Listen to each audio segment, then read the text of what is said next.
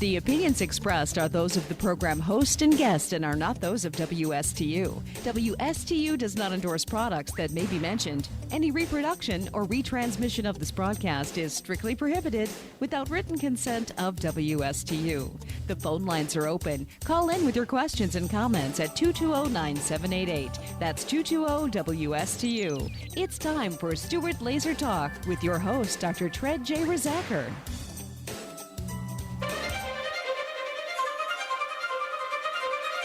I'm 5'10" and 242 pounds. I always say this is the biggest I'm ever going to be, and I said that like 20 pounds ago.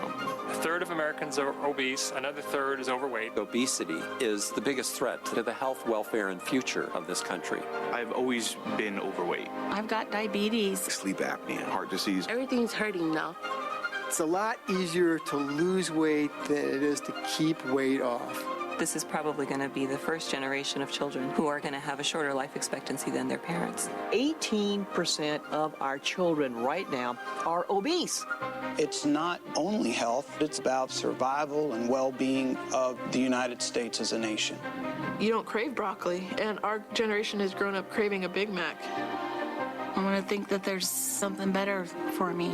Unless we're able to control this epidemic, we're going to have an abundance of chronic disease. All of us have to be part of the solution to reduce obesity. The weight of the nation is out of control, but we can fix that. If we don't now take this as a really urgent national priority, we are all going to pay a really serious price. Obesity will crush the United States in oblivion. Hey, good morning, Stuart Florida. If you're still around and you haven't not survived this pandemic, you're lucky enough to be listening. And I say that with a tongue in cheek because I'm going to try to bring some clarity to this viral epidemic, pandemic, media blitz, and real problem. I'm a doctor. I've been doing this for 33 years, a natural health care. I've always looked at things from a more natural approach, and I'm going to share some of that with you here today. My name is Dr. Tred Rizacker. I am a chiropractor, and I am the owner, the doctor, and a client at my Slim Body Laser Spa. And I would like to say that the name Slim Body Laser Spa doesn't really do it justice, because what we're doing is we're using a low-level, non-invasive laser, which is a healthy process to release and to get rid of stubborn fat, which, when you accumulate too much stubborn fat, you can become sick and you can become weakened, and your immune system struggles to keep you functioning. Inflammation goes up, energy goes down, your ability to exercise gets less and less. The heavier you are, the more body fat you're carrying around to a certain extent, on many of you out there, is a huge health risk. So, we're here to help people, and we're open today. We had 14 people come in yesterday. We spaced them out appropriately for social distancing. And I have a sink in the front of the office, not in the front, out on the deck. When you come up from Carmela's and you walk up, you'll see a wash basin attached to the deck, pumped into the hose, and there's soap out there, and there's clean wipes that you can use one time, and then they get washed again. No more paper towels for us. And you can wash your hands before you come into the spa, into the Slim Body. Afterwards, when you come out, we appreciate if you wash your hands a second time. That is going to be probably the most effective single one thing you can do every day, all day long, whenever you're, as you're going through your day. Everybody's looking for, what can I do to prevent this? I want to be compliant. And I was over at the Home Depot yesterday buying a few extra supplies, and then, of course, I went over to Lowe's. Home Depot has a number where I don't even know how they figure it out. I guess there's a certain amount of people in the building, and then they only let people in when people go out. And I went to Lowe's, and they didn't have that, so I was able to go right in. But there was people walking around with T-shirts and like cowboy kerchiefs around their face, hiding their nose, and there's no research at all that shows that that's going to do anything. Yet they're all grabbing the same door handles. They're all holding on to the baskets with the same hands. And this is really where you're going to get your exposure. Is somebody sneezed in their hand, or they carried a virus on their hand, they touch something, and then they walk away from it, and then you touch it. Now, as long as you don't rub your face with your hands, your hand is a barrier to viruses and bacteria. The skin and the way your hand is designed is you can handle things that could possibly go in. It's a barrier. Your skin is a barrier. But where the problem comes in is when you put your hands to your face and you touch your face, you rub your eye, you scratch your nose. I mean, I have been very cognizant and aware of how many times I touch my face, and I've come to realize it's probably close to 2,000 times a day. I mean, I have to physically prevent myself from touching my face. Now, I'm tuned up in this stuff. I can't even imagine how many times people out there touch their face and rub their mouth and pick their sinuses and their membranes. And this is where the virus will come into. It comes into these mucous membranes.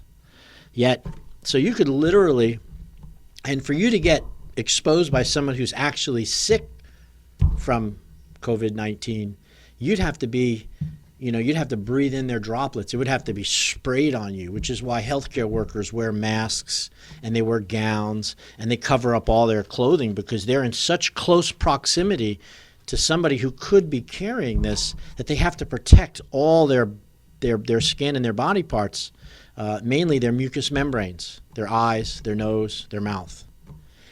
So, if you're somebody who, again, you're going to get this contamination from your hands, most likely. And it's going to be touching something, grabbing, a tabletop after someone had sneezed on it or had the virus on their own hand, touched it, and this seems to be the vector of how it's been coming in. So the best thing you can do is wash your hands.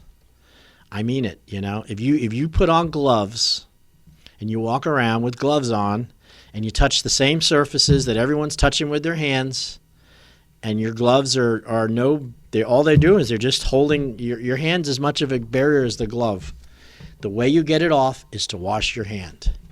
And I want to be very clear.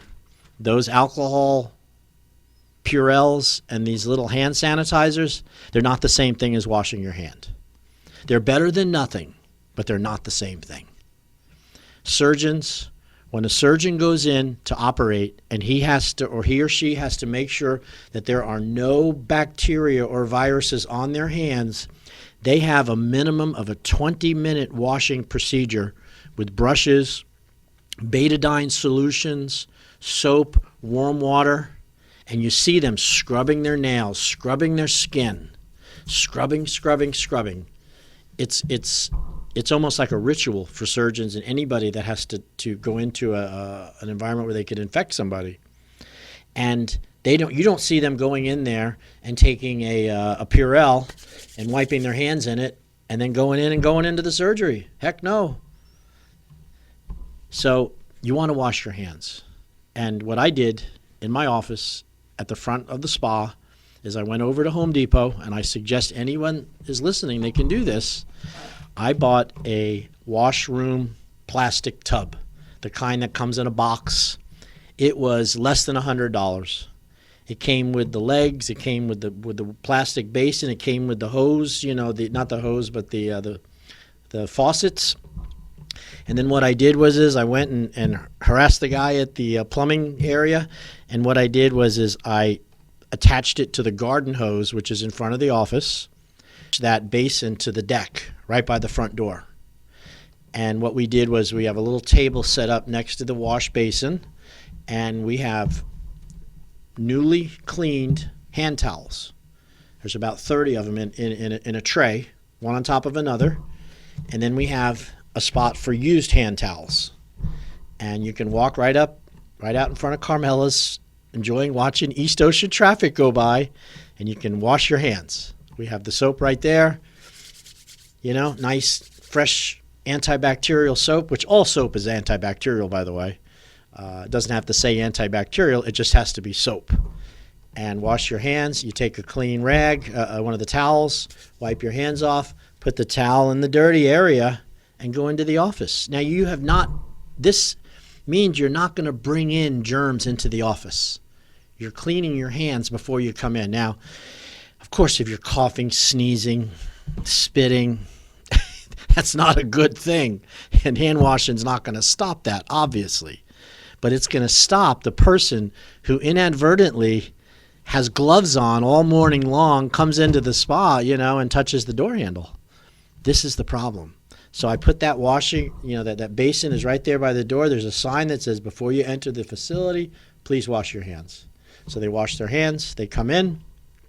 We know their hands are clean now. You don't have to guess. There's no virus on their hands at this point. They washed it. They go through the spa. Maybe they could pick something up. Who knows? They wash their hands a second time when they leave.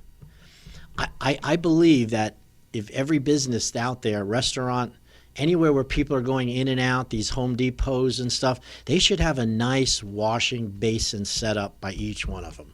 This one simple idea could literally change the epidemiology of this transfer of this, because let me tell you, very few people wash their hands. And I realized it as I went around to the different businesses and stuff. If you went into the place and said, is there a place I could wash my hands? You're still going to have to go in, grab the door handle to go into the bathroom, close the door, and wash your hands. And there's no way of like getting out without touching something else with your hands again. Right? Have you ever gone into the bathroom and washed your hands and come out and used your leg to open the door? I know I have. Or push up high at the top of the door where you figured nobody's touched. These things, we got to look at this as a community to protect each other. Simple washing your hands. It's hugely important. So that's my part about this. So at the Slim Body Laser Spa, we're still open. We're taking care of people. We had 3 new people start last week. It is a doctor's office. You know, I'm a chiropractor. It's a medical facility. So it's not a spa. It's not a massage center. It's not cool sculpting. It's not safe sculpt or sculpture or liposuction. This is a healthy wellness approach. Now, as a chiropractor, you know, I understand wellness and health and healing, and I know where healing comes from. It comes from within. I understand the importance of avoidance, of hygiene, which is why I'm hammering about this washing your hands. The sink aspect is so important. How hard is it to go down and buy a sink, or even having a hose with soap and a way to dry your hands? And even that, you don't have to dry your hands. The air dries just fine. But you need that soap, you need that water, and you need to do it often, and you need to do it before you go into other people's businesses or before you touch other people or anything. Wash your hands. All right, I'll go into that a little bit more. I'm also going to go into today about some herbal. I'm actually going to explain exactly what a virus is. You know, there's a lot of information right now about viruses, and it seems like this one that we're dealing with, this novel coronavirus, seems to be worse than all the other ones. And it's not necessarily true. The problem with this novel COVID-19 is we don't really have a handle on how serious it is yet. Could be an old virus that was in waiting for a long time, presented itself. There could be, viruses are everywhere. There's more than 400 different viruses out there. Did you know that? And they can cause infections, including the common cold, the flu. Hepatitis is a viral infection, mononucleosis, and HIV. Yet we live every day with these viruses, and they don't, some of them hurt us more than others, but we've learned the predictability of them and what your chances of being sick from them are. And for that reason, I guess there's a certain amount of, I'm okay with it. the problem with this COVID-19 is we just don't know enough about it. It's a new player on the stage. There's a potential that it's more contagious or more of a killer than some of these other viruses, but I don't know. I think HIV was pretty bad, if I remember, but that was only through bloodborne pathogen. You get it through blood transfusions and blood sharing of blood, whereas this COVID seems to be more of a respiratory,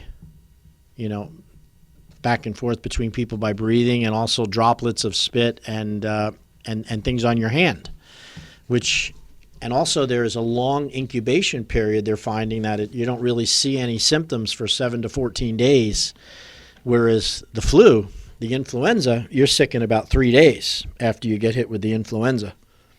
And that's a big difference. The flu, you're sick right away. They know, of course it kills a lot of people. But we understand the mechanism of how it works. So this was, as of March 20th of 2020, and today is the 23rd or the 24th, the current statistics for the coronavirus pandemic in the United States were 14,495 people were reported with 218 deaths.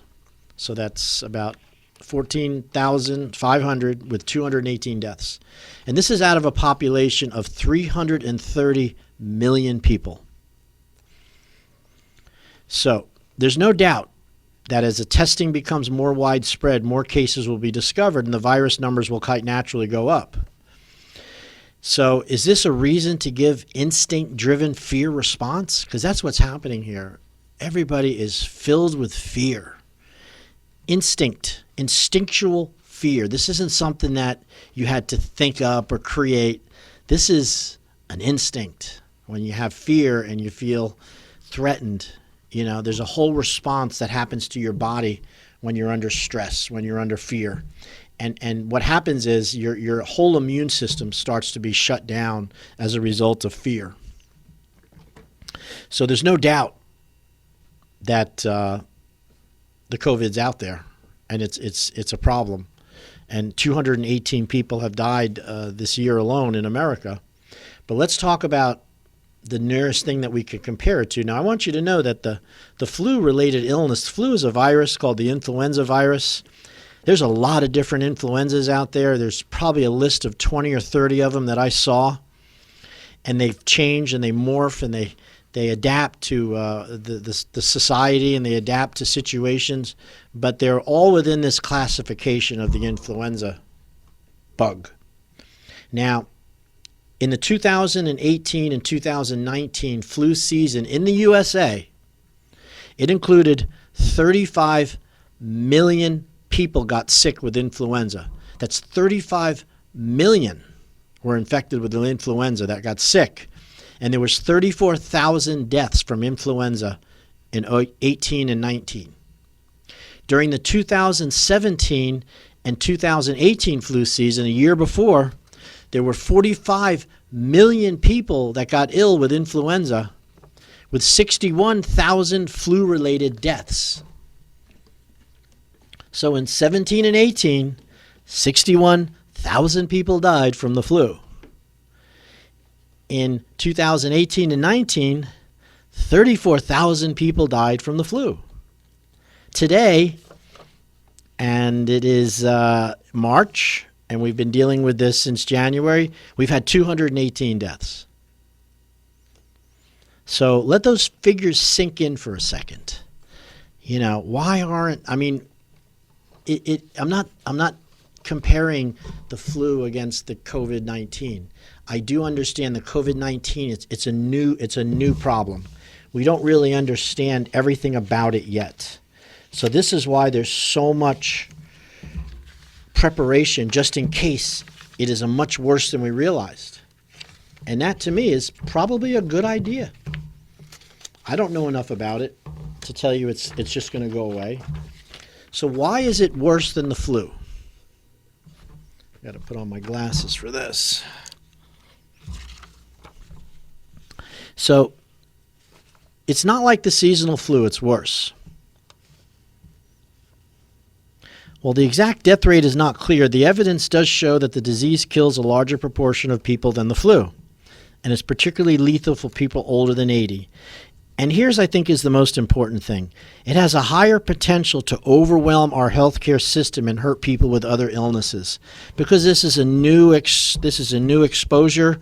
We're just learning how serious it is, and if it, pandemics, they travel very fast from person to person, and the problem is our healthcare system isn't designed to handle hundreds and thousands of sick people all within the same month. It's kind of like everybody showing up at the restaurant at the same time.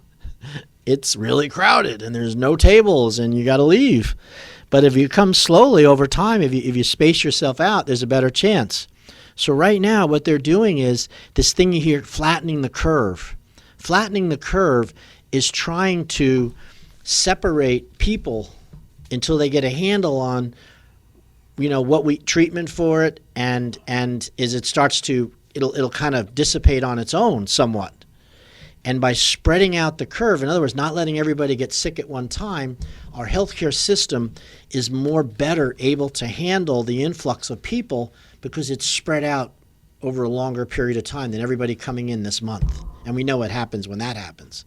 So this is really the reason for this social distancing and the closing down and the, not sharing and not meeting in groups of 10 or more.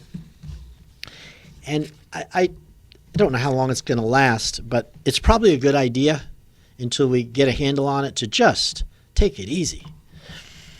So at this point, there is no vaccine to combat it, and there's no approved therapeutics to slow down its course.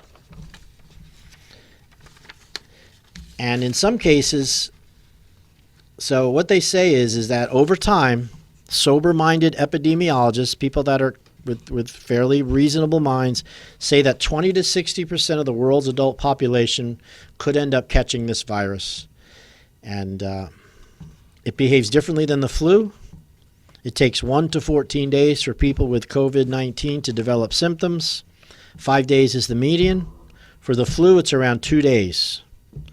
So one of the problems with this COVID-19 is it gives people more time to spread the illness because they don't know they're sick before they're sick. Hence, hand washing, right?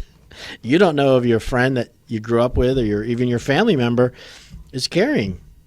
And you're sharing, you want to wash your hands every time. Around the country, healthcare providers are worried that their facilities will become overrun with an influx of patients, and then they will have to ration life-saving medical supplies. And some flu seasons are worse than others. The influenza can be worse than others. But facilities are able to anticipate flu cases because we have a history with the flu, and they can prepare for them. However, this COVID-19, we're just not prepared for it, and that's our fault. And they're struggling. If a whole bunch of people showed up with COVID-19, we would be in real trouble. It would almost, that's really the issue right now, is making sure that we don't spread it so fast. And that's why we're separating our persons from each other for a little while. Not forever. A couple weeks, maybe. 4, 5, 6 weeks. Who knows? Now, the threat of it causing massive outbreaks that overwhelm health systems around the world is serious. It's terrible that it's affecting our stock market, it's putting us out of work, and it's potentially causing a recession. However, it could potentially kill millions both here and abroad. Now, over time, most likely the COVID-19 will become an endemic. And that's what the flu is, that's what HIV is, that's what mononucleosis is, that's what mumps is. All the other viral problems are endemic, meaning it will regularly attack humans and will not go away until there's a treatment or a vaccine for it. Yes, the flu kills tens of thousands of people each year in the U.S. But imagine if there was another kind of flu, potentially with a higher case fatality rate, which is definitely a problem because the seasonal flu kills 30 to 60,000 Americans every year. And even if the same case fatality rate of seasonal flu, it still presents a substantial public health burden. And we do not want this to happen. Wow. So, I know I have a philosophy of healing and health, which is given to me by God. I'm a Christian, and I believe in the power of Jesus, and the body can heal itself. And I know that there's a power that made me, and it can heal the body. As a chiropractor, or any doctor, the doctor doesn't heal anybody. I don't have the power to heal anybody. I can bring good information, and I can remove interference to why your body isn't healing. I can teach you things to do to help your body to heal better. I could remove a splinter if that was affecting your body's ability to fix it. I could pull the splinter out. I could help clean the wound. I could teach you about hand washing and taking certain things which cause you to be resistant to getting diseases and healing quicker, but I can't heal anybody. The power that made the body heals the body.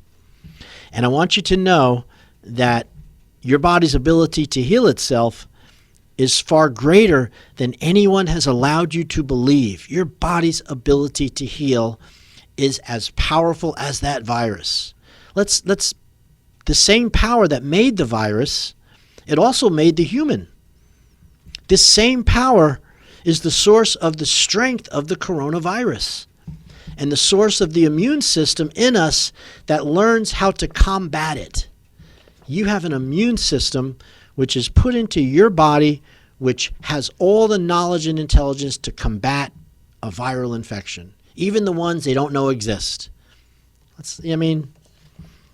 Now, does that mean that out of 100 people, every single person is going to survive that because of everybody's immune system has different powers, different strengths.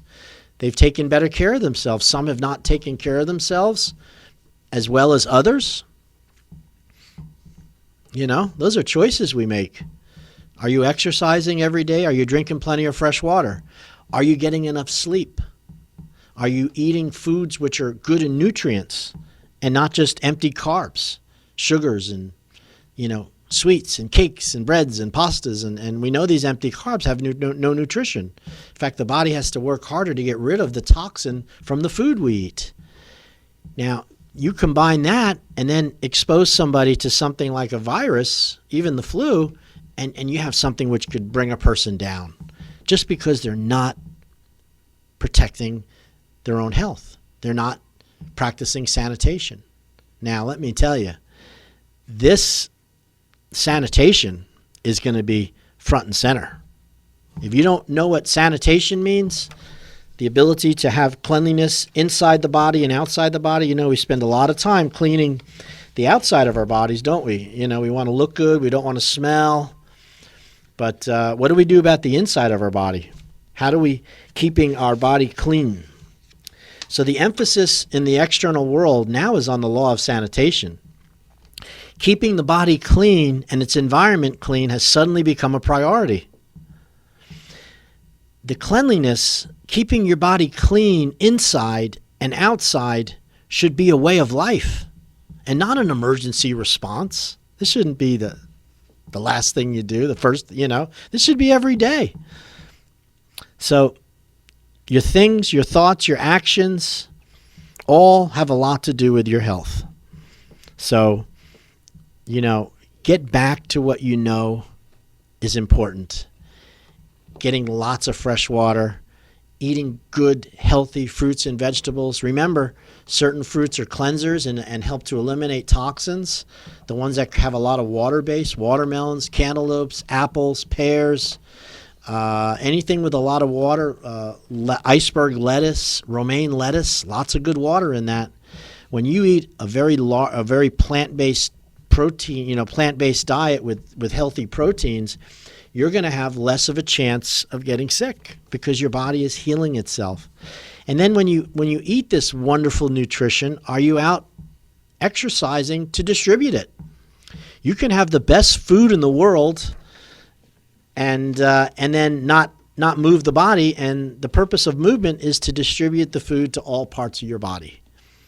That's why we move around. It isn't to look good at the gym or so I don't have to wear, I can wear a midriff.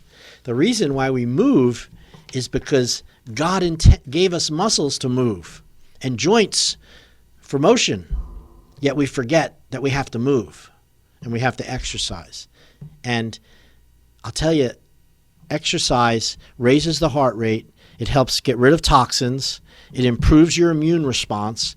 It brings oxygen to the cells so you can carry more oxygen through the body. When somebody gets sickened with the flu or any virus, and it affects their respiratory system, their breathing, they're struggling for more oxygen. The fluid buildup in the lungs creates less ability to absorb oxygen, which is why they're put on respirators. They need more oxygen as they overcome the bacterial infection. The virus doesn't kill people. It's the bacteria that comes with it when you become susceptible. So a person ends up in the hospital with the flu, and then they get pneumonia, and the pneumonia is what hurts, is what kills them, not the virus. The virus let them susceptible to this. So, that susceptibility is called being a selective host, being a host for viruses. And, wow, a lot of stuff to go into here, but just know that you got to be healthy, and you need to work on the things that you learned as a kid back in kindergarten, what your mom taught you. Hand washing. Don't kiss people you don't know till you get to know them. You understand that when you do, you're going to be sharing their germs for the rest of your life. Nothing wrong with that if it's someone you love. We need a little germs. Everybody does, to be healthy. So this is, what else can you do besides eating whole foods, exercising regularly, getting enough sleep, cutting out the sugars and all of the liquid calories that we're so commonly drinking, the huge high sugar amounts of sodas and Gatorades and energy drinks, and then from that we go from, well, I don't want the calories, so I eat these sugar-free alternatives, aspartame, sucralose. These artificial sweeteners are more chemicals, more stuff to knock your immune system down a few notches. Get lots of sleep. Get 8 hours of sleep. If you're tired during the day, take a nap. Your body heals when you sleep. When you lay down, you can't rest if you're not laying down. When you lie on your side or on your back, your kidneys are laying closest to the floor. It's called the dependent portion of your body. When I'm standing, my feet are dependent of the rest of my body because it's closer to the floor, away from my heart. When I lay down at night, my kidneys, which detoxify and purify the body's bloodstream, increase their flow 3 times that of when you're up and walking around, because you're laying down and the blood pools in the kidney, and that increases the urinary flow. So if you don't lay down, you really can't heal and repair tissue as efficiently unless you're lying down. And you're created so perfectly by the Creator that you're given 2 sets of kidneys, one on the right side and one on the left side. So if you're a left-sided sleeper, if you like to sleep on your left side, you're good. Your kidney is still closer to the floor, and it's increasing the flow through the kidney. When you lie on your right side, now your right side kidney is close. Now, haven't you heard it's not a good thing to sleep on your stomach? One of the reasons for that is your body doesn't detoxify as well as it does laying on its back. Could you imagine that one factor is affecting your body's ability to fight off an infection or a virus because you're not laying down enough, sleeping, resting? Take it easy. It's important. What's another one? Start your day with a big glass of water. 2, I have a gallon jug of distilled water that sits right at my counter in my kitchen. And when I get up in the morning, of course, at 59 years old, I hit the head first, much happier after that. But then I take a big glass and I pour a big glass of water, table water, room temperature, and I gulp that big glass, about 16 ounces, and then I have a second one. Now, you can put take a lemon and squeeze it in the water and give yourself a little lemon. It seems to be the acidity helps with digestion. But then I drink 2 big red Solo cups of water, which is, 32 ounces. And yes, I have to kind of force the second one down because I just had that first one. But what you're doing by bringing all that water into your system is you're flushing and pushing out the toxins that developed over the last 8 hours of sleeping, of resting. When your kidneys are working really hard to detoxify and to clean the body, you then flush it out with enormous amounts of water. That's a good thing. Don't underestimate the importance of things like that. They really, really can make a huge difference. I do hundreds and hundreds of consultations every month, over 6,000 people have been to the spa.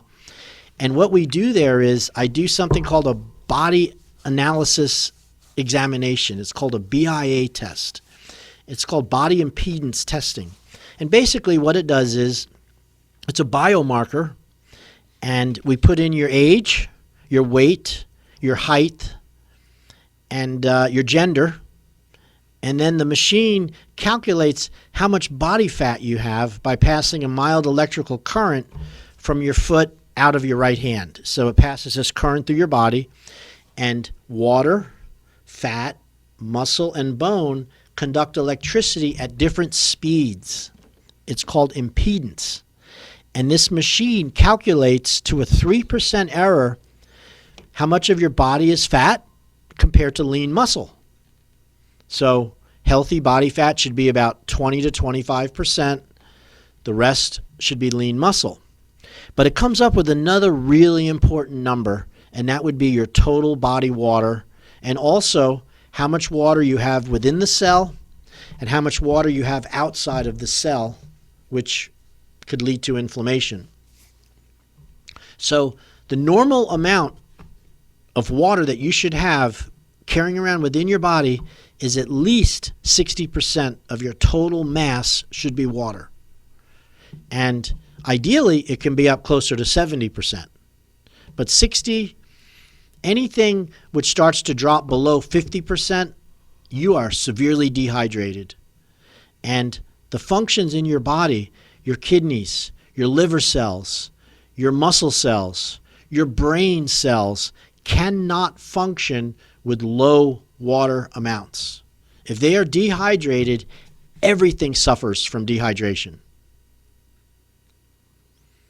So if you drink and you rehydrate, you bring that water. Now, if you've been chronically dehydrated for years or months and months, it takes 2 to 3 months of drinking lots of water before your body starts to absorb the water.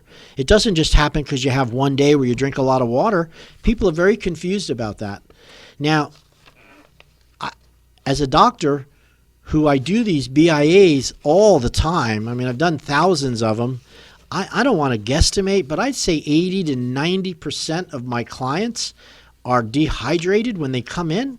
I've had people with body waters down in the 40 percentile. 42, 45%, 47%.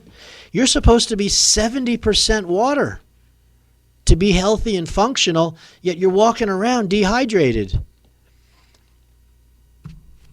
That is a major risk factor for getting sick.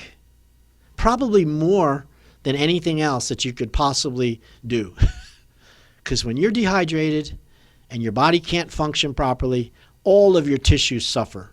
Your brain, your liver, your detoxification system goes down, you become inflamed, and then what happens is we're tired all the time. We have fatigue because we're dehydrated. So drink more water. It's cheap. You don't have to go to any special place for it.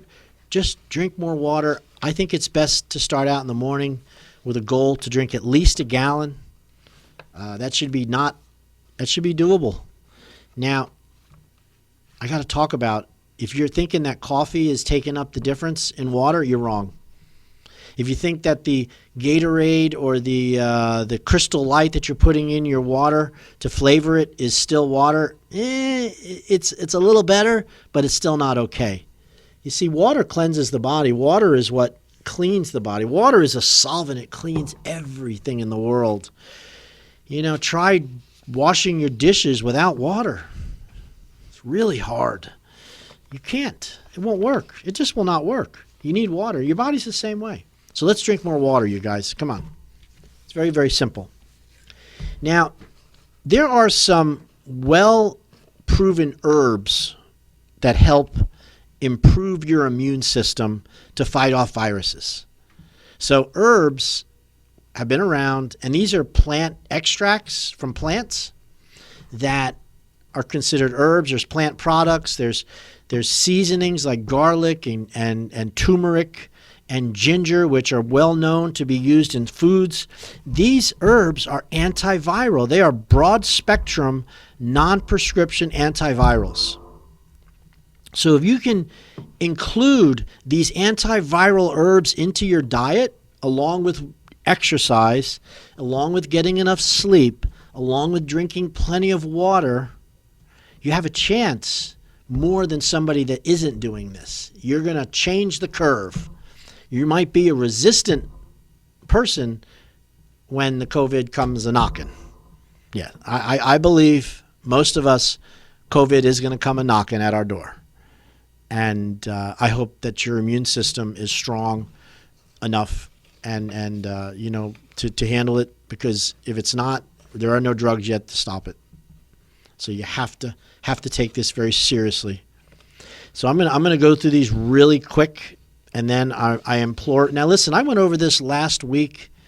I didn't get one email from anybody that wanted the information, like what these meds were.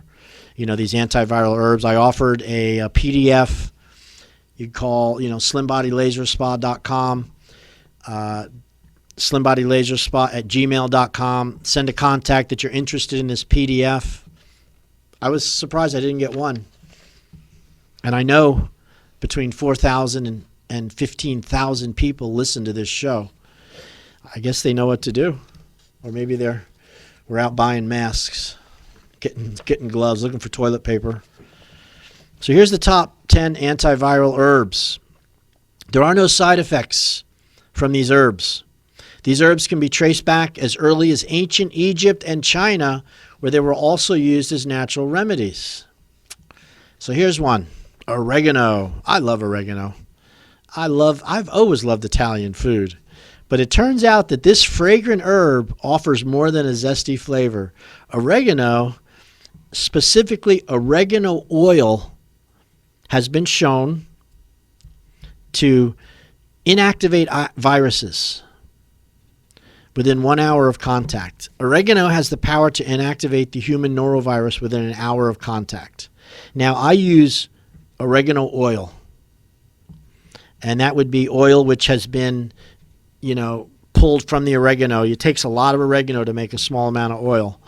But the oil has been shown to be effective against viruses like acyclovir-resistant herpes and the human respiratory syncytial virus number 3. Keep in mind, it's also great to cook with oregano, but you might need to go the oil route to get the most antiviral benefits. So shaking a little oregano isn't going to make the difference. You want to get the oregano oil.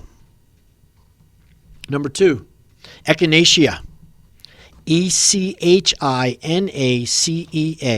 Echinacea is one of the most popular antiviral herbs on the market when it comes to fighting viruses and bacteria. And there's a good reason for that. Not only does it have the ability to boost your immune system, it also contains phytochemicals that fight and help reduce infections once they occur. Echinacea, very available at all the health food stores. It comes in, there's drops, it comes in supplements, echinacea. Number 3, garlic. God, we love garlic. Keeps away vampires, and whole garlic in the bowl. From ancient India to the medieval streets of Europe, garlic has a long history of use when it comes to infections. Some of these uses included garlic as a treatment for leprosy, parasitic infections, and as an antibiotic for infectious diseases. Today's garlic's reputation as a potent antimicrobial is well known.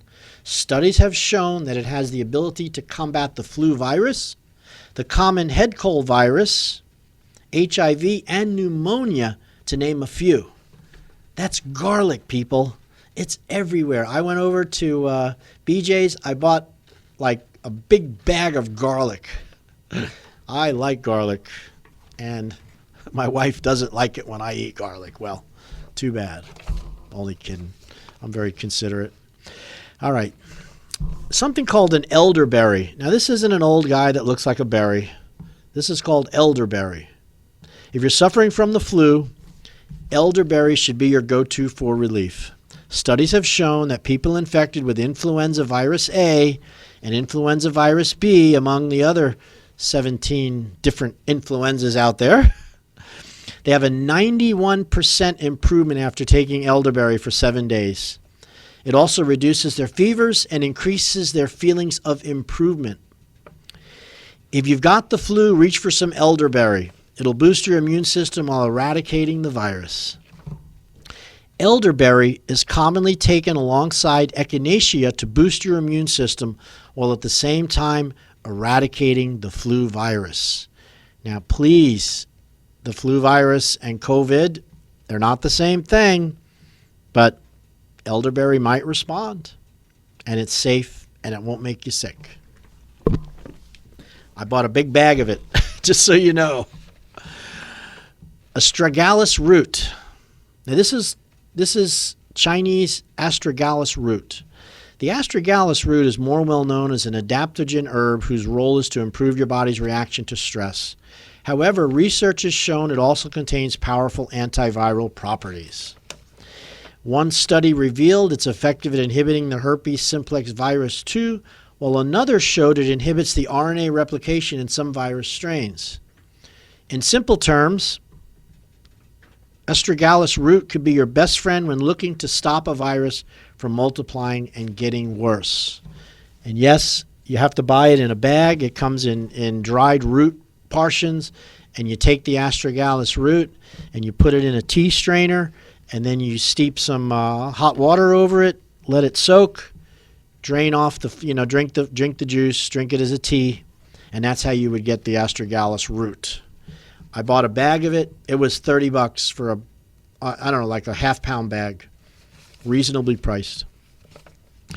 Olive leaf, number 6, olive leaf. This indeed hails from the olive tree, and it's another fantastic antiviral. The main compound in an olive leaf is euloropin. I'm going to try to say that one. It has been shown to inhibit the spreading of viruses by not allowing them to attach to healthy cells. It blocks their ability to attach. In addition, studies have shown that exposing certain viruses to olive leaf in their early stages reduces their infection potential by 10 to 30%. So, olive leaf. Ginger, slices of ginger. Now, yes, ginger is the root which, when you get sushi and you have the wasabi sauce and they have the sliced ginger, that's ginger.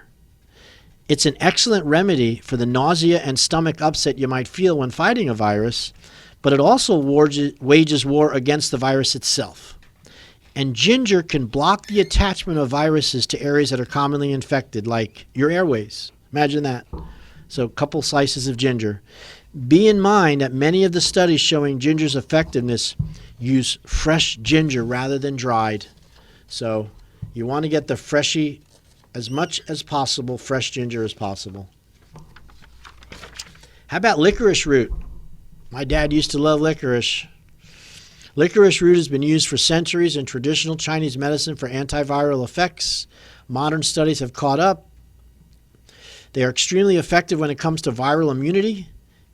Licorice root has been shown to have antiviral effects against viruses like the herpes virus, the SARS, HIV, and influenza, and is recognized as a potential broad-spectrum antiviral. Hey, that's licorice root. Again, you're going to have to steep that into a tea and drink it as a tea. I don't think it comes in capsule form. Cat's claw. These are the leaves of the cat's claw. It comes from a woody vine in the Amazon rainforest. It's another herb with spectacular antiviral properties. It works to supercharge your immune system while simultaneously repairing damaged DNA and boosting your virus-fighting white blood cells. There's another one called calendula. It's called potted marigold. It's mainly used throughout the Western world as an ornamental plant. Yes, your marigolds. However, they've been shown to fight viruses like cold viruses and vesicular stomatitis by reducing their multiplication. It is more than just a pretty flower. It can heal infections, ulcers, and ear infections. It is recognized as a cleansing herb that helps treat chronic infections and reduces inflammation. So, those are 10 herbs: oregano, echinacea, garlic, licorice root, cat's claw, calendula. If you want this list, we got a few more. Sorry about that. Elderberry, astragalus root, olive leaf, ginger. If you want this list, call my office, Slim Body Laser Spa. I'll send it to you. No problem. Now, when you're taking these supplements, these types of things, you can make a tea. Try steeping any of these antiviral herbs into a tea. Make it into a tea. Add 1 tablespoon of your favorite herb to 1 cup of hot water. Let it sit for 10 to 15 minutes. To naturally sweeten your tea and boost its nourishing properties, add a bit of honey. All right. If you're interested in finding out more about herbs, give us, I'll send you this list. It comes with a list of what to do. And, remember, wash your hands, everybody.